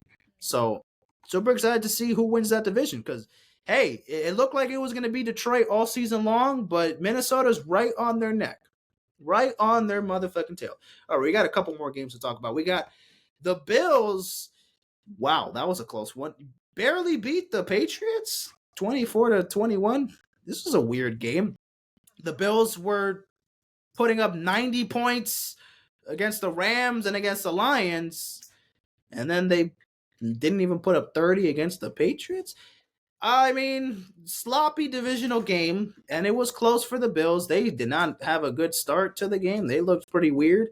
But Josh Allen, picked up the pace. He didn't have the best game. He didn't look like an MVP out there today or in this game. But they're still undefeated at home, 7-0. The Patriots defense is ass. They're just not good, and they almost have nobody on offense. Drake May though, he has some promise. He's not that bad, and Ramondre Stevenson, the running back, he's decent, but they could elevate if they really want to. The receivers, Booty, is that how you say his name? Bouty, Keontae Booty, I think that's how you say it. Booty, I'm just gonna say Booty. 5 receptions, 95 yards, a touchdown. Okay, you had a decent game, but there's barely nobody on that offense. There's barely anybody on that defense, and the coaching, I don't know. Is Jared Mayo the guy in New England? Maybe they're not gonna fire him already. This is his first year, and he doesn't have much talent around him, so they're gonna have to They're gonna have to wait for him to prove himself a little bit more. But the Bills, I mean, they barely won this game, but a win's a win. 12-3. Hey, the Chiefs have been winning ugly games all season long. We can't let the Bills win one ugly ass game. That's fine. Let them have their moment. Okay, let them have their moment. Yo, say hi, Dumbo. Say hi, Dumbo. All right. Welcome to the podcast. I'm busy, bro. Wait. All right, this is going to be a phenomenal game to recap. We got the Jacksonville Jaguars going up against the Las Vegas Raiders. Yes, sir, the Raiders. Sorry, let me put the fucking game away here because, again, Netflix, you're a bitch ass. You're a bitch ass. Penises of life for fucking doing that shit to me. God damn, who the fuck is knocking on my door like that? The Raiders won against the Jags for the shit bowl, for the tank bowl. Why? Why, man? Raiders don't they want to get a high draft pick, bro? Now they have the 6th pick. They were on their verge to getting a potential top 2 pick in the draft, and now they're at number 6 right now. Because there's 5 teams tied at 3-12. There's 5 teams tied at 3-12. And yeah, since they won, they're now the 6th seed. Not the 6th seed. The 6th pick in the draft. So yeah, I mean, what's going on here? Raiders, you should have lost this game. I mean, whatever. Someone was bound to win this game. Somebody was going to win the shit bowl. And it just happened to be the Raiders. But the Jaguars, I mean, right now they have a higher draft pick than you. But I feel like the Jaguars, they're a little bit more talented. They have some guys offensively that they could do something. I still have a little bit of trust in Trevor Lawrence. I feel like he needs to get it together, and if he stays healthy, it'll be good. But the offense for the Jaguars is good. They have Tank Bigsby. They have Brian Thomas Jr. When healthy, Gabe Davis could be good. Travis Etienne. So it's just injuries for Jacksonville, I think, has cost them. But also the defense hasn't been great. They also have to make some changes there on the defense. But I think the Jaguars have a little bit of potential there. They have a little bit of potential there. It's just simply they're just not good enough now. And the Raiders, who the fuck do they have? They need a quarterback. They need Shedeur Sanders. They need Cam Ward. They need somebody, man. Don't tank. Tank so you can get a high draft pick. So you can get one of those guys. So you can start winning football games now, man. Let's go, bro. What are we doing here? All right. Now, Sunday Night Football. Let's talk about it. The Dallas Cowboys. The Dallas Cow Ladies. They beat the Tampa Bay Buccaneers 26-24. Yes, you heard that right. The Cowboys beat the Buccaneers. How the fuck did this happen? The Dallas Cowboys all season long defensively looked like a mess. And today they looked pretty decent. They looked good. Cooper Rush working this offense didn't look bad at all. This was actually an impressive win for the Dallas Cowboys. I will give the Cowboys some props. They played pretty good, both sides of the ball. It was close, but it wasn't supposed to be really this close. It looked like the Cowboys looked like they were gonna blow them out. And he missed the fucking field goal. Dang it. The Steelers, they missed the damn thing. Oh, 5-yard penalty. Never mind. They're gonna go for the extra point for the field goal again. Never mind. 4th and 11. Anyways, Cowboys, the defense now decided to look good. What was the difference? Buddy, they've been hurt all season long, and now all of a sudden the defense wants to play good now? What? Buccaneers, y'all can't lose games like this too, man. You guys are on the verge of clinching a division playoff spot. The Falcons right now have it over you guys. Come on, y'all got to figure it out. Baker Mayfield to the playoffs. I mean, I would like to see it again, but you're letting the Falcons take over, so you got to get these wins next week. These last 2 wins of the season. I mean, you got to beat the Panthers this week, no exception. I don't care if the Panthers are showing some heart out there. You gotta beat the fucking Panthers. There's no excuse for that. Anywho, Cowboys get the win, even though it's useless. They're just hurting their draft stock. They're not a playoff team. They're literally eliminated from playoff contention, but still, a win's a win. Let them celebrate, I guess. At least I don't have to worry about the Niners or the Cowboys in the playoffs. Thank the Lord Jesus. Thank you. All right, and then let's talk about Monday Night Football. This was a snooze fest because this was a blowout. 34-0. Ladies and gentlemen, this was the very first shutout of the season. The Saints are the first team to get shut out in 2024. The first team to get shut out in 2024. Wow. 34-0 win. And the Packers, they clinch a playoff spot. They're at 11-4 now. They're terrible. The Saints suck. Not much to say here. Spencer Rattler, didn't he stay in a freezer to practice the cold conditions for the game? And they put up 0 fucking points. That's insane. To put up 0 fucking points. That only made him worse. He thought that was going to work. That only made it worse. How ironic is that? I'm sorry, Spencer Rattler, but that was a horrific idea on your behalf. My goodness. All right, but now let's look at the playoff picture, ladies and gentlemen, since that is week 16 recap. Finally, my voice is dying over here. All right. Let me just do it here. The standings. Let me just do it here. Actually, I kind of like the playoff picture look. I like the look of it on the NFL website. Let me see here. Yeah. So as you can see here, Chiefs, Bills, Steelers, Texans, and Ravens have clinched a playoff spot in the AFC as there are only 2 available playoff spots in the AFC. In the NFC, we got the Lions, the Eagles, the Vikings, and the Packers as there are only 3 available playoff spots in the NFC. So right now, these are the teams in the hunt. We got the Chargers and the Broncos at 9-6. And we got the Rams, Falcons, and Commanders as well right now in contention. Then we got teams in the bubble. The Colts, the Dolphins, and the Bengals. And we got the Buccaneers and the Seahawks. All of these teams are out, so we don't give a fuck about any of these teams. Let's talk about the Chargers and the Broncos real quick. The Chargers play against the Patriots. I think they should actually during my picks. I think I'll kind of talk over it during the picks. Actually, never mind. This is the look of the playoffs. Once we get to my picks, which I'm gonna get to it right now, that's when we'll kind of talk a little bit more about the implications of every team, how the playoffs are gonna look. So fuck it. As we get into that, we're gonna go and do my picks for week 17. Pick skin right here. Yes, sir, ladies and gentlemen. All right, ladies and gentlemen. This is week 16 right here. As you can see, I went 10-6. Last week at week 16. Fuck you Eagles. Fuck you Cardinals. Fuck you Seahawks.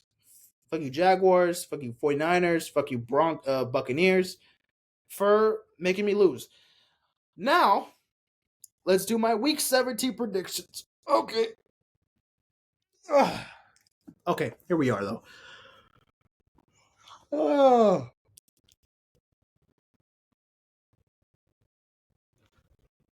All right, I'm fine. I'm okay. I took like a little nap there. I don't know what happened. Anywho, so as you can see, I already picked the Chiefs over the Steelers. The Chiefs, all they have to do is win today's game, and they get the first round bye in the AFC. The Steelers, they need another win so they can clinch a playoff spot. But they should still be a playoff team at the moment. Like they just I don't know if they're worried about the division right now. I don't know if they're gonna take that division over Baltimore. We'll have to wait and see, but it's kind of looking unlikely right now. So we'll see what happens.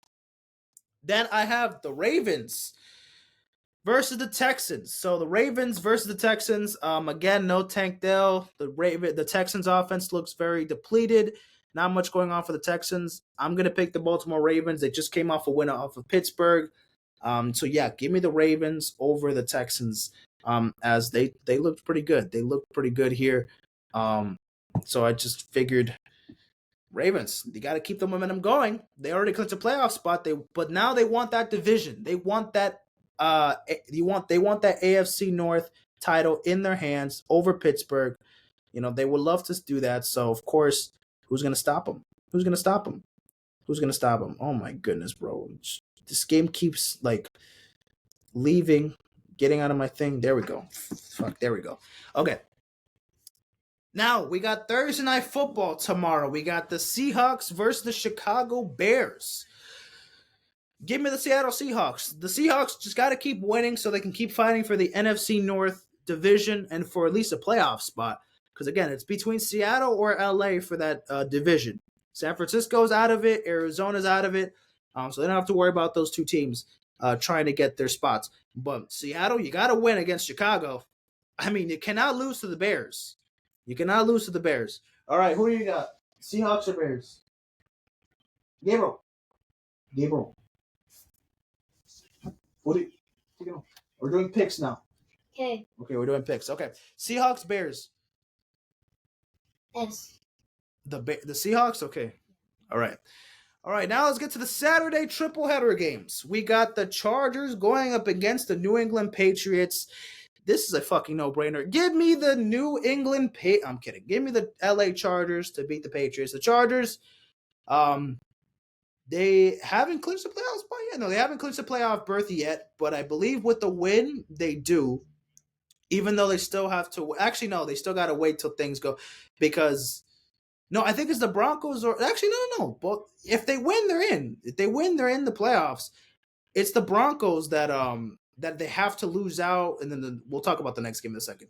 Yeah, I think the Chargers are going to win. They'll make the playoffs. The Patriots, top 5 team in the draft. That's what they're a top 5 team in. So Chargers, Patriots, who do you got? Chargers. Okay, great. This one's going to be interesting. 4:30 game. Denver Broncos at Cincinnati Bengals. The Bengals, they got to win this game or else they're eliminated from playoff contention. They have to win out no matter what. So, do the Bengals win this game over the Denver Broncos? The Broncos, all they have to do is win this game and they make the playoffs. So, that's all they got to do. They control their own destiny. Just win and they're in for the Broncos. So they can shut down the Bengals, shut down the Colts, shut down the Dolphins' chances. But the Bengals, if they win, they're still alive, and also the Colts, the Dolphins are still also could get a chance, and the Broncos could also potentially lose that spot, because obviously they'll have the Bengals will have the advantage over Denver if they win. I'm tempted to pick. I'm tempted to pick Cincinnati. I don't know. I like the Broncos. They've been the better team all year, but I don't know, man. I really think that Joe Burrow now he's fuming for a playoff push. He wants to make it back to the postseason. He wants to make it back to the Super Bowl. I'm not talking about no damn Super Bowl right now for the Bengals. Absolutely not. You got to make the fucking playoffs first. But man, I just really want to see. I kind of want to see a little bit of chaos. Why not? Give me the Bengals to beat the Broncos to make things a lot more interesting in this playoff picture. To stay alive. What do you got? Broncos, Bengals. Bengals. All right. Cardinals versus the Rams. This is the last of the triple header games on Saturday. Give me the Rams. I mean, the Cardinals are out of it. What are they going to be fighting for? They could play spoilers. Yes, they could play spoilers. It is a divisional game, so it could go either way. I could see the Cardinals win this game. But I ain't picking them. Give me the Rams. What do you got? Rams, Cardinals. Rams. All right. Next, we got okay, now these are the first games of Sunday. We got the Colts versus the Giants. That is disgusting. All right. Have the Giants not won a home game this year? I do not think they won a home game. I do not think they won a home game this year. So, let me see the wins that they have this season. They have a win over the... Okay. They have a win over the... Nope. They have... Nope. They have not won a game at home. They have not won a game at home at all. So they're not winning one right now. Why would they need to win? Why would they now want to win their first home game this season? They're trying to get the number one pick. No. Give me the Colts. The Colts need to win this game. Come on. So they could also stay alive for the playoffs. What do you got? Giants, Colts. Colts. All right. Don't get Giants. Okay. They're mid. Okay. They're not mid. They're fucking ass. They're ass. Jets, Bills. Give me the Bills. Why the hell would the Bills want to lose this game? For no reason. I don't care. Beat the damn Jets. The Jets suck. Fuck the Jets. What do you got? Jets, Bills. Bills. All right. Next, we got the Raiders versus the Saints. This is also going to be a dog shit ass game. All right. I guess give me the Saints. Because I still want the Raiders to lose more games so they can get a high draft pick. Again, Raiders, you got to lose games. You got to keep losing fucking games. You don't want to keep winning and then that ruins your draft stock. No. So give me the Saints over the Raiders. Raiders or Saints? Saints. Okay. Panthers versus the Buccaneers in Tampa Bay. Again, the Buccaneers, they want to keep this playoff push alive and they want to potentially clinch the NFC South, beat Carolina. Thank you. But it's not going to be an easy one. This is not a pushover Carolina team. They could play spoilers and give Atlanta the advantage. So, we'll see. We'll see how that goes. Who do you got? Panthers, Buccaneers. Buccaneers. All right. We're all getting the same pick so far. All right. Then we got the Tennessee Titans going up against the Jacksonville Jaguars. Wow. Want shit bowl for the Jacksonville Jaguars. They just went up against the Raiders and now they have to go up against the Titans. Well, the Jaguars want to lose this game too? Fuck it.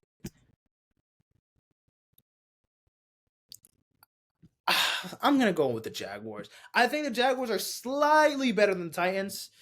I think the Titans might be worse than the Jaguars. I don't know. That's gross. I mean, whoever wins this game, again, you're hurting your draft stock. Someone's going to... even if you win this game, you lose at the same time. So, even if the Titans or if the Jaguars win this game, you just fuck yourself over for the draft. Who do you have, Titans or Jaguars? Titans. All right. Now this is a much watched game here. Dallas Cowboys versus the Philadelphia Eagles. Now, I'm gonna go with the Eagles. Obviously, you're going with the Eagles, right? Yeah. Okay. Well, Yeah, I'm obviously gonna go for the Eagles. However, you better not fuck around and play with your meat. You better not play around and play with your fucking toys here, Eagles. You gotta win this fucking game. I do not care. We need to win this game. Under no circumstance we're gonna lose to the freaking Dallas Cowboys at home. We're not doing that. No. We're not doing that. Please. We wanna get a chance, maybe a small chance to get the first round bye. Touchdown Chiefs. Kareem Hunt. Touchdown Chiefs. All right. Now they're up 22-10 in the beginning of the fourth quarter. Okay. So yeah, back to this.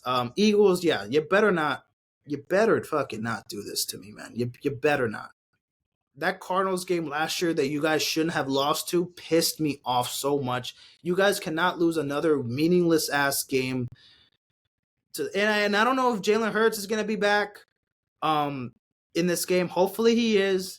But even if not, we should still beat the Cowboys under no fucking circumstances. I don't care. The defense, y'all better step up, please. You better come back and fight for something. Oh, the Chiefs are going for 2 points? Oh my god. What the hell? Mahomes is at the 20, at the fucking 10. Oh, that's an interception, but that's only for no, he got the 2-point conversion intercepted. Whatever. Anywho, yeah, give me the Eagles over the Cowboys. Next, we got the Miami Dolphins going up against the Cleveland Browns. You know what? Fuck it. I'm going to go with the Dolphins. They're going to be... Wait, what's the weather like? If the weather is below 50 in Cleveland on Sunday, I'm going to go with the Browns. I'm going to look at the weather in Cleveland. Sunday, it looks like it's going to be rainy. I mean, it rains here a lot too, so maybe that benefits them. 47. Not the coldest, but I mean, wait, 4 p.m. Wait, the game is at 4 p.m., right? Yeah, 4. So around 6 p.m. it's going to be showery. 6 p.m. So it's going to be around mid 40s with a little bit of shower. Give me the Cleveland Browns. I do not trust the Dolphins in 40-degree weather and rain. Fuck out of here. Give me the Browns. What do you got? Browns. Give me the Browns in an ugly win by like a field goal type of game, probably. And that will end the disgusting, ugly Miami Dolphins season that it was this year. All right. Next, we got the Green Bay Packers going up against the Minnesota Vikings. This is going to be a battle. I honestly don't know who I want to pick here. Do I go for Green Bay? I don't know. You know what? I'm going to have to go with Minnesota right now. I'm going to have to go with Minnesota. They're playing at home.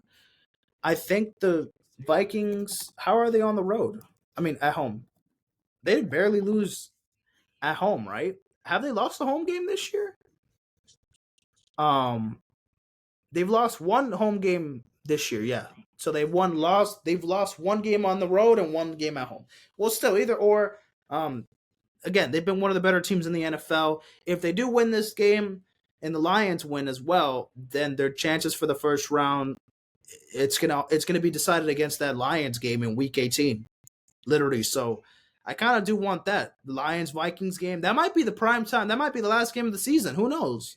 For the first round bye, fuck it. That might be the last game of the season. Who knows? That it could be the primetime game there for Sunday Night Football in Week 18, the flex game. So if the Vikings get the job done over the Packers, I could see it happening. However, the Packers, it's definitely possible. It's 1,000% possible they can win this game. I mean, it's not too far off. Who do you got? The Packers, the Vikings? Vikings. Okay. All right. We got the last two games in Week 17, ladies and gentlemen. We got Sunday Night Football.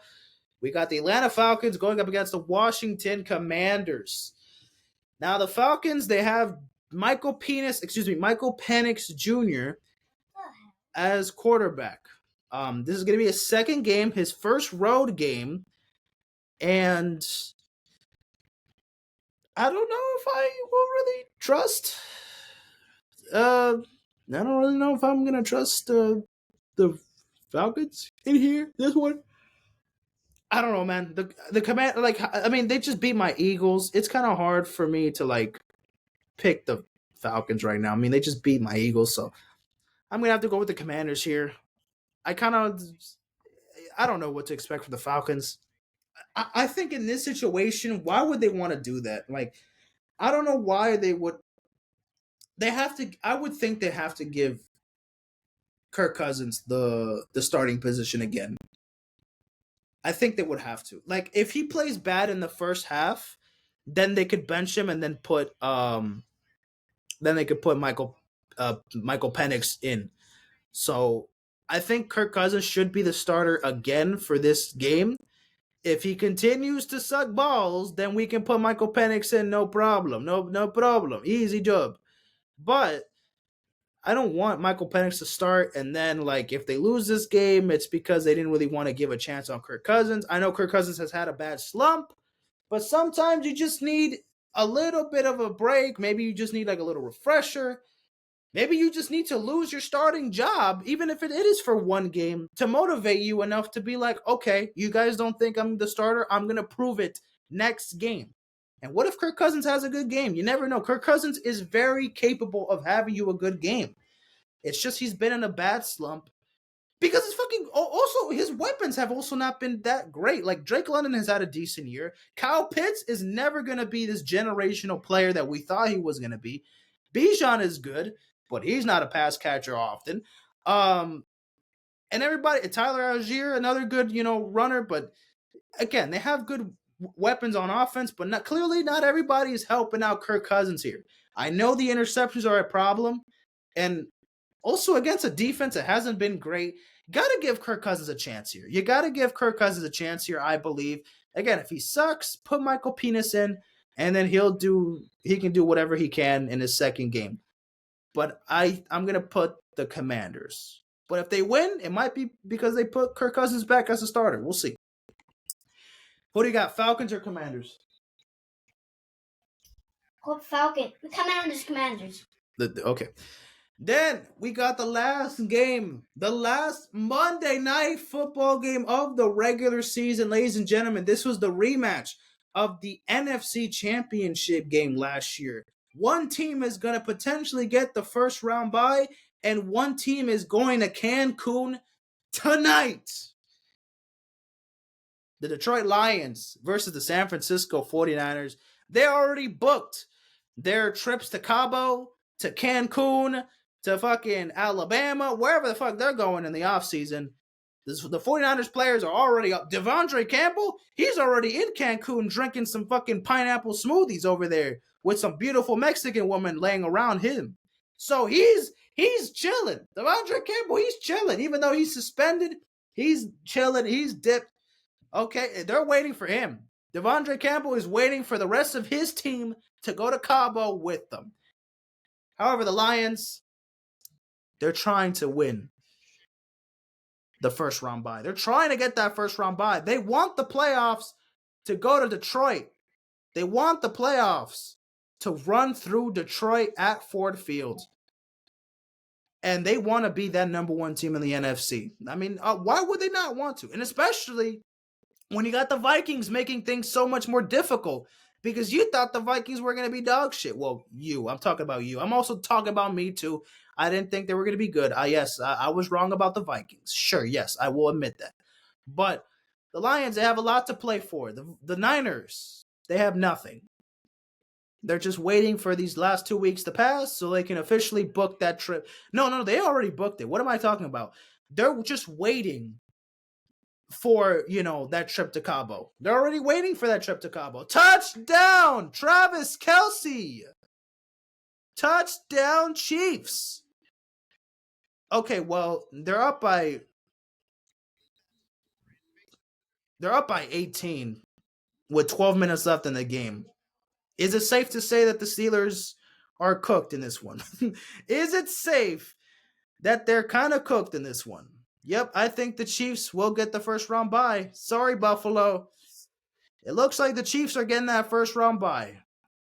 Shit. Anyways, give me the Detroit Lions to win it all so they could potentially get that first round bye if they beat San Francisco, and obviously if they beat Minnesota in week 18. Who do you got, Lions or 49ers? 49ers. The No, team. Lions. You can be honest. If you think the Niners are coming, you don't got a lie. Lions. Okay, the team that has booked their flight to Cabo will not win on Monday Night Football. All right, how many total points will be scored? Lions, 49ers. Give me like 55. I farted. My bad. I'm sorry. My bad. Sorry. All right. Let me stop yelling. Why am I yelling? Raising my voice. All right. I got the Chiefs, Ravens, Seahawks, Chargers, Bengals, Rams, Colts, Bills, Saints, Buccaneers, Jaguars, Eagles, Browns, Vikings, Commanders, and the Lions to win in week 17, ladies and gentlemen. That is a wrap for today's episode. We almost got to 2 hours in this motherfucker. We're at 1 hour and 55 minutes. There's going to be a couple more episodes. I'm going to do another episode tonight. I'm going to do another episode tomorrow morning and then another episode tomorrow night. So I can catch up on all these episodes, release them day by day, because in 2 days from now, I'm going to be going to Colombia.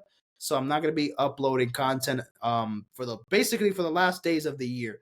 But I will be back the 31st. I'll do the awards show that day, maybe early. I don't know how I'm going to work that out too, because I don't even know if I'll have time to do that, because I'm going to one of my auntie's house like almost right after. Shit, I don't know how I'm going to do that. I might do that January 1st, low key. If anything, that award show that might be January 1st, if it's not December 31st. I always do it December 31st. I always do it on New Year's Eve, but I might have to do it New Year's Day. Fuck it, whatever. If anything.